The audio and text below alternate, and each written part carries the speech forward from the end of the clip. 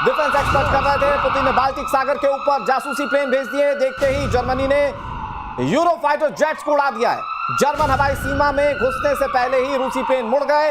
NATO की meeting के बाद पुतिन ने धमकी दी थी और यह धमकी थी नेटो देशों को। और ऐसे में जर्मनी के आसपास जैसे ही विमान उड़ते हुए दिखे, जर्मनी ने अपने विमानों को एक्टिव किया और उसके बाद रूसी विमानों को मुड़ना पड़ा।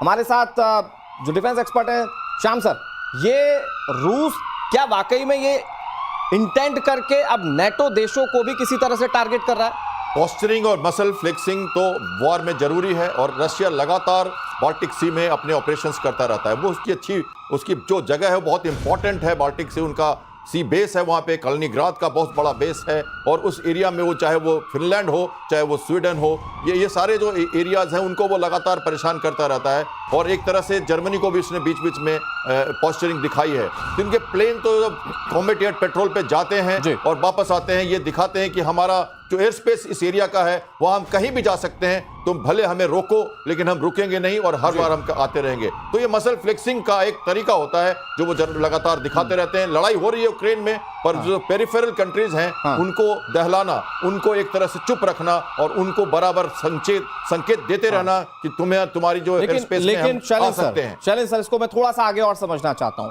When it is between NATO and Russia, more than 30 country once a side और रूस अगली साइड में, क्या ये वाकई में दुनिया के सामने ये इक्वेशन वॉर के लिहाज से बनती हुई दिख रही है? नहीं, आप देखिए ना, नेटो 30 कंट्री बोली है, 32 कंट्री बोली है, उनमें से पहल कौन करेगा? बात सबसे बड़ी है, वो नहीं करेगा। As far as Russia is concern, उसे नेटो को दिखाना है। ये जो जहाज उड़ाने वाली बात जो आप कर रहे हैं, तो उसमें भी आप पाएंगे ये बड़ा सीधी बात है कि वो उसके एरिया में एंटर नहीं हुआ।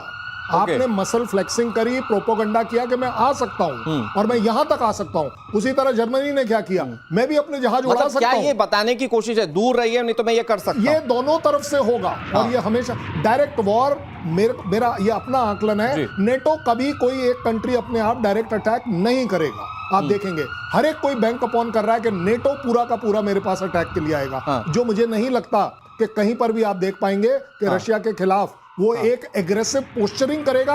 लेकिन जाकर अटैक करना जिस भी कंट्री से करना होगा वो बहुत बड़ी कीमत होगी। श्याम सर, एक 10 सेकंड में रिएक्शन आप भी दे दीजिए। तो मतलब ये कभी नहीं होने वाला कि नेटो वर्सेस रशिया, ये कभी नहीं होने वाला? ये कभी नहीं होगा, इसलिए कि नेटो कभी भी डायरेक्ट फ्रंट में नहीं आना चाहता, अमेरिका भी नहीं आना चाहता। अमेरिका ने तुमने हाथ भी खींच लिए एक तरह से, और नेटो चाहता है कि पीछे से जितना टैसिट सपोर्ट, जितना आर्मामेंट, जितना बैकअप, मनोबल, ये सब यूक्रेन को देते रहे। बेसिकली वर्चस्व की लड़ाई है। वो पोलैंड तक अगर सीमा पे नहीं रुके, वो नाटो ने अपनी लिमिट्स नहीं डाली पोलैंड की सीमा तक, यूक्रेन को फ्री नहीं किया और यूएसएसआर का जो पुराना वर्चस्व है वो वहां पे दाखिल नहीं हुआ, तब तक ये होता रहेगा। नाटो कभी सामने आएंगे नहीं, उन्हें इस बारे में उन्हें सोचना पड़ेगा कि और मुझे लगता है कि फिर अगर ऐसा है खुलकर नहीं आएंगे और सिर्फ बैक ऑफ द डोर आप सिर्फ कहेंगे नहीं जंग लड़िए हम आपके साथ है, तो फिर सारा नुकसान जो है वो सिर्फ यूक्रेन का है। पूरा का पूरा नेटो यूक्रेन के साथ है ना, दिख तो रहा है। यूएस यूक्रेन के साथ देश आज बर्बाद हो चुका है। लड़ कौन रहा है? कोई नहीं लड़ेगा तुम्हारे लिए। ये जो F-16 आपने अब दिया, 2 साल पहले दे देते, वो मांग रहा था। ये जो नेटो की मेंबरशिप जिसके पीछे वो पड़ा हुआ है, आपने आज तक नहीं दी और ना देने की, तो आप लड़ेगा कौन? आज ये नेटो कंट्रीज आप नेटो के अंदर देख लीजिए, यूएस बोलता है कि नेटो अपने जब तक पैसे ज्यादा नहीं देगा मैं अकेले क्यों दूं? उनके भी तो अपने प्रॉब्लम्स हैं। लड़ाई लड़ना अपने आप में नेटो कंट्री के किसी भी कंट्री के फेवर में नहीं है। बहुत बारीक चीज आपने दर्शकों को बताई है और मैं सिर्फ इसको एक बहुत नॉर्मल तरीके से इसको नॉर्मलाइज करता हूं कि बहुत खूबसूरत मुल्क था यूक्रेन जो आज बिल्कुल बर्बादी की कगार पर खड़ा है। इस बीच एक बड़ी खबर अपने दर्शकों को बता देते हैं। इजरायली हमले से एक बार फिर से गाजा दहल उठा। इजराइल के हमले में 72 लोगों के मारे जाने की खबर है। खान यूनिस के पास मुवासी में हमला किया गया, जहां फिलिस्तीन स्टेडियम के पास अटैक हुआ। ये फलस्तीन स्टेडियम है और यहां पर अटैक हुआ है। ये देखिए तस्वीरें। आज गाजा की पूरी सूरत बिगड़ चुकी है और बड़ी बात यह है कि अभी भी हमले लगातार इजराइल की ओर से किए जा रहे हैं। वो लेबनान वाला मोर्चा हो या ईरान वाला मोर्चा हो, जॉर्डन वाला मोर्चा हो, हर एक मोर्चे पर जंग लड़ने के बावजूद इंटेंसिटी हमलों की बिल्कुल कम नहीं है श्याम सर। और इंटेंट एकदम क्लियर है कि अपने दुश्मन को छोड़ना नहीं, जो इजराइल इस वक्त दिखा रहा है। इजराइल ने ईरान से निपटने के बाद वापस अपने कदम गाजा पे ठोक दिए हैं और उन्होंने कहते तो हैं कि उन्होंने मारा है जब वो लोग फूड के लिए वेट कर रहे थे और वो ह्यूमन एड्स का इंतजार कर रहे थे। बच्चे भी उसमें मरे हैं और कई लोग उसमें घायल, फोटोग्राफ्स काफ़ी सारी आई हैं। फ्रांस ने ये भी कहा है कि हम इसमें हेल्प करना चाहते हैं, ह्यूमैनिटेरियन एड देना चाहते हैं, और ये भी देखना चाहते हैं कि कौन जो हमास के लोग हैं, हमारे जो एड्स जो हम दे रहे हैं, खाना लेके भाग रहे हैं या जो सामान पहुंच रहा है उसको इधर उधर ले जाके डिस्ट्रीब्यूट कर रहे हैं अपने हमास के कैंप में। तो वह सारी बातें हो रही हैं। अमेरिका ने भी रिस्ट्रेन करने के लिए इजराइल को कहा है, लेकिन इजराइल का तरीका अलग है।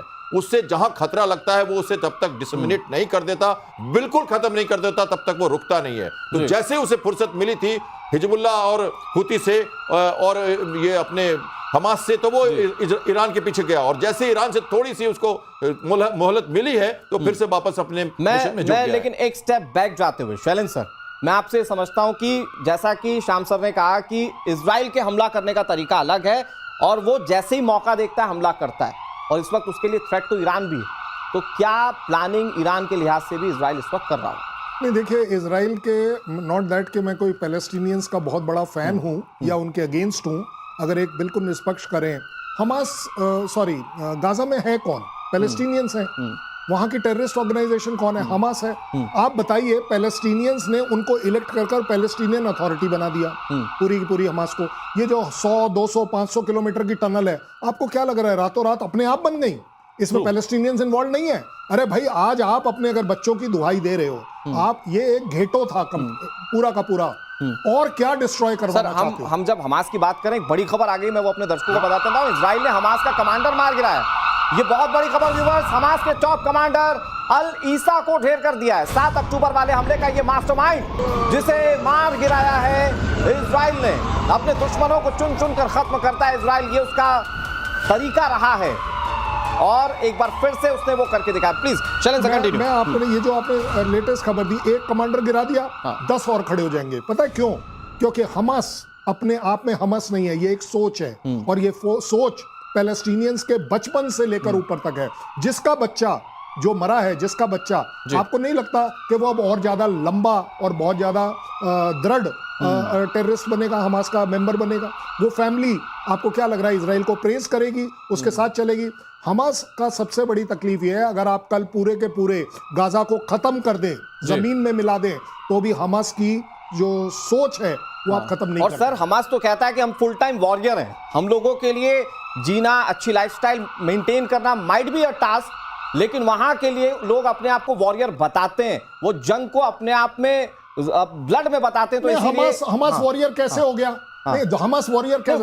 7 अक्टूबर को, वो अपने आप को बताते हैं। कौन सा ऐसा वॉरियर का काम तुमने किया था जब तुमने वो बच्चे मारे, औरतों को रेप किया, मरी हुई औरत को नंगा कर आप परेड कर रहे हो? ये है आपका वॉरियर? किसने कह दिया कि हमास अपने आप में वॉरियर है? मैं नहीं मानता। मैंने ह्यूमैनिटी के अगेंस्ट है। मैंने बहुत क्लियर कहा कि हमास अपने आप को वॉरियर बताता है, इसीलिए मैं आप ही की बात को सपोर्ट कर रहा हूं। देखिए, इसको ऐसे एक मरेगा तो 10 खड़े हो जाएंगे। जैसे ऐसे लिया जाए कि हम, देखिए, पैलेस्टाइन एक कंट्री है जिसे कोएग्जिस्ट करना था इजराइल के साथ, और इजराइल उसके साथ कर रहा था, सब कुछ अच्छा चल रहा था। 7 अक्टूबर 23 को मैं फिर से बताता हूं, कुछ डिस्कंटल्ड लोगों ने, हमास के कुछ डिस्कंटल्ड लोगों ने, वैसे हमास तो टेररिस्ट आउटफिट है, ये तो डिक्लेयर्ड है, लेकिन ये गलत कर दिया जब हम इंडिया से मिडिल ईस्ट यूरोपियन कॉरिडोर बना रहे थे, हम जब अच्छी बातें कर रहे थे, उस समय इजराइल को उन्होंने कुरेद दिया। ये गलत किया, और हमास जब तक खत्म नहीं होगा तब तक वो सर प्लीज, एक बड़ी खबर आ रही है, एक बड़ी खबर आ रही है। बड़ी खबर यह है कि ईरान इजराइल वॉर में अमेरिका ने लाखों डॉलर फूंक दिए। मिलिट्री वॉच मैगजीन की रिपोर्ट में बहुत बड़ी बात सामने आई। सिर्फ थर्ड इंटरसेप्टर के लिए $1.2 बिलियन खर्च किए गए। ईरान से थर्ड ने इजराइल को बचाया था, और मैं गलत नहीं हूं अगर शैलेंद्र सर, तो ये थर्ड वो है जो सैटेलाइट के तौर पर इंटरसेप्ट करता है मिसाइलों को। प्लीज आप थोड़ा इसको इलैबोरेट कर दीजिए। देखिए, सबसे बड़ी बात यह है, एयर डिफेंस सिस्टम बैकबोन है इजराइल को बचाने वाली। अगर 100 मिसाइल इजराइल की तरफ चलती हैं, चाहे वो थर्ड ले लीजिए, पैट्रियट ले लीजिए, आयरन डोम ले लीजिए, वो एरो 1, 2, 3 ले लीजिए, ये सारी की सारी ग्रिड अपने आप में कंट्री की बाउंड्री से बाहर भी और अंदर भी ये ही अकेले बचाती है। अगर 100 मिसाइल इसके तरफ आती हैं, डेडली मिसाइल आती हैं, तो भी आप देख पाते हैं 5, 6, 7, 8, 10 मिसाइल एक्चुअली ग्राउंड पर गिर पाती हैं, जो कि अपने आप में उनको मंजूर नहीं है, क्योंकि इजराइल अपने आप में एक बहुत ही कंजेस्टेड एरिया है। कहीं जहां भी मिसाइल गिरेगी अपने आप में बहुत बड़े डैमेज। सर एक और बिग ब्रेकिंग अपने दर्शकों को बता देते हैं। ईरान को $30 अरब देने पर अमेरिका विचार कर रहा है। ईरान को प्रतिबंधों में ढील ट्रंप प्रशासन की ओर से मिल सकती है। एटॉमिक साइट्स पर तबाही के बीच ये बहुत बड़ी खबर है।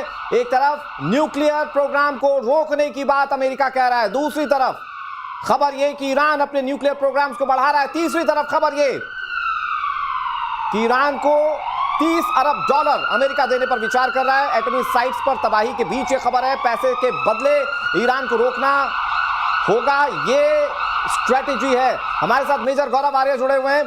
बहुत जल्दी से मेजर आपसे ये जानना चाहूंगा मैं कि ईरान की एटमी साइट्स को तबाह करने वाले ट्रंप के दिमाग में चल क्या रहा है? ये जो पैसे की मदद है ये क्यों देना चाह रहे हैं ट्रंप?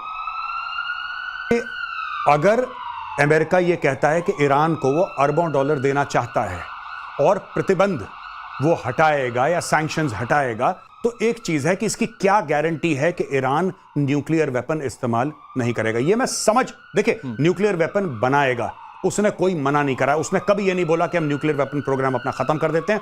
और अगर बोल भी दिया तो विश्वास नहीं करना चाहिए, क्योंकि फिर डुअल यूज टेक्नोलॉजी को लेके वो बोलेगा पीसफुल मीन्स के लिए और फिर चुपचाप वो वेपन बनाएगा। ये कभी अल्टीमेट गारंटी क्या है कि रेजीम जो है तेहरान में वो बरकरार रहे, ultimate guarantee are nuclear weapons. कभी भी ईरान की करंट रेजीम, खमेनेई की रेजीम, वो कभी भी न्यूक्लियर वेपन्स का पीछा नहीं छोड़ेगी, पाके मानेगी।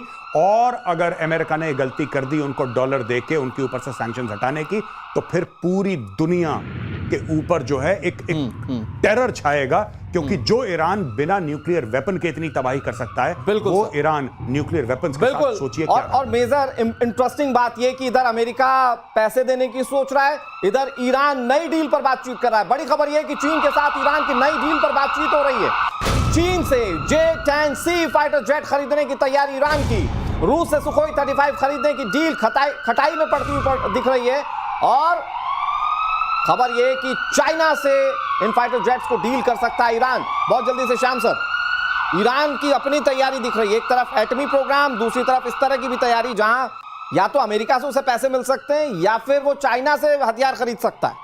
देखिए, ईरान ने देखा इस युद्ध में कि उसके पास मिसाइल का जो खेप था उसको उसने अच्छी तरह से यूज किया और इजराइल को काफ़ी तबाही दी, लेकिन इसके पास अपने फाइटर जेट्स की कमी है और इसलिए वो चाहता है कि अपने एयरफोर्स को मजबूत करे, उसकी नौसेना को भी वो मजबूत करना चाहेगा। और उसने अब एक तरह से सबमरीन डील के विकास में भी काफ़ी कुछ पैसा लगाया है, तो एयरफोर्स को मजबूत करना ही पड़ेगा उसे। और कल के ईरान को अगर हम देखते हैं तो उसे डॉग फाइट्स में, उसे डिस्टेंट एयर ऑपरेशंस में, या जो कॉम्बैट एयर पेट्रोल की जरूरत पड़ेगी पोस्चरिंग के लिए, खलीफा का जो उसका जो तरीका है काम करने का, उसके लिए एयर पोस्चरिंग और एयर सुपरियोरिटी के लिए फाइटर्स की जरूरत पड़ेगी। और ऐसे में चाइना की मदद एक काफी अच्छा मुकाम तो देती क्या है। ईरान को मजबूत होता हुआ देख रहे हैं शैलेंद्र सर आप? नहीं, देखिए, एज फार एज यूएस ने वो जो ऑफर किया है ना, this is called as carrot and stick. Carrot गाजर आपके सामने लटकाई है कि कुछ है, और डंडा आपके साथ है कि हम आपको जरूर मारेंगे। अब दोनों में से कहां जाना है ये आपकी चॉइस है। इसको बोलते हैं प्रेशर टेक्टिक्स। अब आगे बात के जहां तक ईरान मजबूत होगा या नहीं, ईरान के पास जहाज हैं, कम है और बहुत ज्यादा आउटडेटेड है, 40 साल से ज्यादा पुराना। बट वो जो चाइना से ले रहा है सर, मैं वही बोल रहा हूँ, तो इसलिए उसे अपग्रेड तो करना है। चाइना आपको हमेशा से मालूम है बिजनेस करने में अव्वल दर्जे पर है, तो अपने ऑफर लेकर पहुंच गया है। क्यों? क्योंकि रशिया के साथ as far as Iran is concern, वो डिक्लेयर कर चुका है कि आप हमारे सपोर्ट में खुलकर नहीं आए, तो बिजनेस करने में चाइना खुलकर सामने आ रहा है, तो ये तो होना ही है। ठीक है। और एक बड़ी खबर अपने दर्शकों को बता दें, डोनाल्ड ट्रंप और ईरानी रक्षा मंत्री के बीच जुबानी जंग। ट्रंप कह रहे हैं मैंने खामनेई को मौत से बचा लिया। ईरानी रक्षा मंत्री ने कहा ट्रंप जुबान संभाल कर बात करें। ये बहुत इंटरेस्टिंग खबर है व्यूअर्स। ये जंग के बीच में, मतलब जंग जो संभावित, उसके बीच में ये एक बहुत इंटरेस्टिंग खबर है। शैलेंद्र सर, यही होता है जब आप अपनी क्रेडिबिलिटी खो देते हैं, तो ये मतलब ईरान के रक्षा मंत्री भी ट्रंप को सिखा दे रहे हैं। नहीं, एक्चुअली अनफॉर्चुनेटली चल तो ये रहा है कि यूएस वाले ही नहीं बिलीव कर पा रहे कि ट्रंप बोल क्या रहे थे, हैं और जो करेंगे, क्योंकि कोई पता नहीं कब कहां कैसे वो यू टर्न मार जाए और किस बात का कहीं और मतलब ले जाए। लेकिन अपने आप में एक बड़ी बात यह है, एज अ यूएस प्रेसिडेंट आपके पास काफ़ी कुछ वो खबर होती है जिसके पीछे काफ़ी कुछ होता है। अगर आप बोलते हो पीस सीज फायर हो रहा है, तो कहीं ना कहीं वो बादल ठीक छट रहे होते हैं और आप अल्टीमेटली देखते हैं एक सीज फायर हो जाता है। एडवांस इंफॉर्मेशन है, वो एक अलग बात है। जहां तक बात है कि ईरान अभी $30 अरब लेने हैं या एक दूसरे के गाली गलौज करनी है, ये आपकी अपनी चॉइस है। बट अपने आप में ईरान अब भी दिखाने की पूरी कोशिश करेगा कि यूएस और इजराइल के खिलाफ हम मजबूती से खड़े। और सर, बहुत इंटरेस्टिंग चीज़ ये है कि फिर जो ट्रंप क्रेडिट लेने की बात कहते हैं ना, मैंने खामनेई को मरने से बचा लिया या मैंने सीज फायर करा दिया फला देश के बीच में, ये उस पर भी एक तमाचा तो 24 घंटे में तो आप यूक्रेन रोकने वाले थे। 24 घंटे के अंदर आप वो होस्टेज जो सिचुएशन इजराइल और गाजा की चल रही है, आप वो भी सॉल्व करने वाले थे। आपने तो डिक्लेयर किया था, आपने अभी डिक्लेयर किया था कि जी मैंने तो सीज फायर कर दिया, अगले 12 घंटे तक कुछ नहीं हुआ। एक इंफॉर्मेशन मैं अपने दर्शकों को दे देता हूं। ईरान के न्यूक्लियर सेंटर पर अमेरिकी बम के बेअसर होने की खबर है। ईरान का न्यूक्लियर सेंटर अभी भी एक्टिव है, ये बहुत बड़ी खबर। जहां अमेरिका और इजराइल दावा कर रहे थे कि न्यूक्लियर प्रोग्राम कई महीने पीछे गया है, खबर ये आ रही है कि ईरान का न्यूक्लियर सेंटर अभी भी एक्टिव है, यानी कि जो अमेरिका का बम बरसा था वो पूरी तरह से बेअसर साबित हुआ। ईरान का सबसे अहम न्यूक्लियर बेस सुरक्षित है, इस्फहान न्यूक्लियर सेंटर को कोई नुकसान नहीं। श्याम सर कैसे देख रहे हैं इस खबर को? बहुत एग्जैजुरेट किया गया कि अमेरिका ने जो B-2 बॉम्बर का इस्तेमाल किया उससे इतना गड्ढा हो गया, इतना अंदर तक मार दिया, लेकिन अभी भी न्यूक्लियर सेंटर एक्टिव है ईरान। देखिए ये बात काफ़ी मतलब बहुत कंट्रोवर्सी है इसके ऊपर कि उनका कितनी तबाही हुई है। मैंने जैसे आपको कहा था पहले सेगमेंट में, एक मिलिट्री माइट का प्रयोग जरूर किया अमेरिका ने, लेकिन इनरिचमेंट जो प्रोग्राम है उनका कितनी आसानी से उन्होंने कहाँ पर क्या हटाया। और अगर हम राफेल की बात माने, जब IAEA की चीफ की बात माने, तो कई जगह उनके पास यूरेनियम के ट्रेसेस मिले। और जो 400-500 किलोग्राम का जो 60% इनरिच्ड यूरेनियम है वो भी कहाँ है, किधर गया। हालांकि प्रेसिडेंट ट्रंप कहते हैं कि उनको ज़्यादा नोटिस नहीं मिला, वो हटा नहीं सकते, लेकिन उसके पहले के बहुत सारे बयान थे, बहुत सारे आप दूराभास कह सकते हो उसको, जिसके कारण ये लगता है कि शायद, और वो ये भी कह रहे हैं कि कुछ महीनों में ही वो अपने वेपन प्रोग्राम को वापस ला सकता है। तो जब वॉचडॉग ऐसी बातें करता है, जो यूनाइटेड नेशन के लोग ऐसी बातें करते हैं, तो हमें कहीं ना कहीं मानना पड़ता है कि ईरान, वो ये भी कहते हैं कि सोफिस्टिकेटेड कंट्री है, वहां की नॉलेज, वहां के जो वैज्ञानिक हैं, वहां की जो पहल वो कर चुके हैं, वो बहुत ही आगे बढ़ चुके थे लोग। उनको कौन रोकेगा? उनको कहां हमने तबाह किया? कुछ साइंटिस्ट आपने मार दिए, लेकिन रक्त बीज है ये कंट्री रुकने वाला नहीं है। इसके पास वो प्रोग्राम है जो लोग मानते हैं कि वो पुनः वापस आएगा और अपने प्रोग्राम को, और टैसिट अरेंजमेंट से चाइना और रशिया की फिर अगर ऐसा होता है तो फिर अमेरिका और इजराइल दोनों के लिए चिंता की बात है। इस बीच एक बड़ी खबर अपने दर्शकों को बता देते हैं। चीन की सेना में एक बहुत बड़ी खलबली की खबर है। शीर्ष जनरल और नौसेना प्रमुख को जिनपिंग ने हटा दिया है। एक न्यूक्लियर साइंटिस्ट को भी हटाया गया है। भ्रष्टाचार के आरोप में हटाए जाने की बात चाइना कह रहा है। और हमारे साथ मेजर गौरव आर्या हैं। मेजर, ये सवाल मैं आपसे लेता हूं, चीनी सेना में एक बड़ी हलचल और कई जब बड़े पदाधिकारियों को हटाया जा रहा है तो उसके मायने क्या निकाले जाए? मुझे ऐसा लगता है कि ये शी जिनपिंग के कौन डायरेक्टली कितने लॉयल हैं, कौन उनका खासुल खास है, क्योंकि चाइना में जिस तरीके से काम होता है, जिस तरीके से लोगों को हटाया जाता है, पर्सनल लॉयल्टी पे बहुत ध्यान दिया जाता है। और दूसरी चीज कि पॉलिटिकल एफिलिएशंस उनके कौन से हैं। अगर उनको लगता है कि कम्युनिस्ट पार्टी ऑफ चाइना के साथ उनकी पॉलिटिकल अलाइनमेंट इतनी नहीं है जितनी होनी चाहिए, ये पॉलिटिकली उतने इंडोक्ट्रिनेटेड नहीं है जितना होना चाहिए, उस वक्त चाइनीज जो हैं या शी जिनपिंग उनको चुपचाप से हटा देते हैं। ये सिर्फ पहले अपने फॉरेन मिनिस्टर और डिफेंस मिनिस्टर के साथ भी कर चुके हैं, तो ये कोई नई बात नहीं है। चीन ये करता रहता है फ्रेश ब्लड लाने के लिए, इनको गायब कर देगा। और ये आपको मीडिया में भी नहीं मिलेंगे, मीडिया से भी गायब कर दिया जाए। बिल्कुल सर, ये चाइना की मोडस ऑपरेंडी रही है। लेकिन इस बीच एक बड़ी खबर अपने दर्शकों को बता देते हैं। तेजस की मारक क्षमता और बढ़ने जा रही है। इजराइल तेजस जेट के लिए रडार बनाने जा रहा है। ये बड़ी खबर हम आपको बता रहे हैं। जंग के हालातों के बीच ये खबर बहुत इंपॉर्टेंट है। तेजस जेट के लिए रडार इजराइल की ओर से बनाए जाएंगे। इस बीच एक और बड़ी खबर आपको बता दें। रूस से S-500 खरीदने की तैयारी में है भारत। एयर डिफेंस सिस्टम को लेकर रूस से बातचीत शुरू हो गई है। पाकिस्तान की चाइनीज चाल को नाकाम किया जाएगा। स्टिल्थ लड़ाकू विमानों के लिए काल माना जाता है S-500। सर, ये डील कैसे देख रहे हैं शैलेंद्र सर, रूस के साथ भारत की? देखिए, जो ये डील है इसकी सबसे बड़ी इंपॉर्टेंस इस बात की नहीं है कि हम सिर्फ S-500 ले पाएंगे।